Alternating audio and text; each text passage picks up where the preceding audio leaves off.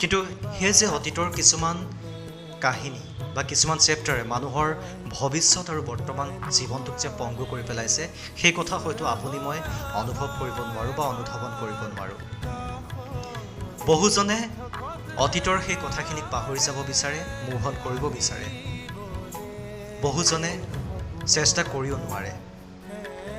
বহুজনে হয়তো চিন্তা কৰে যে মই মুভ অন কৰিম, কিন্তু মই কেনেকৈ কৰিম।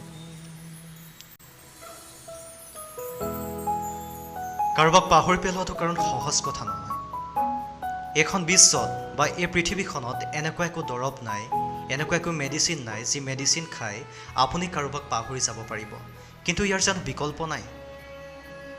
নিশ্চয়কৈ আপুনি কাৰোবাক যেতিয়া ভাল পাব বা কাৰোবাৰ আপুনি প্ৰিয় হ'ব, কাৰোবাৰ সৈতে আপুনি যথেষ্ট সময় পাৰ কৰিব, তেনে ক্ষেত্ৰত তেওঁৰ সৈতে আপোনাৰ নিশ্চয়কৈ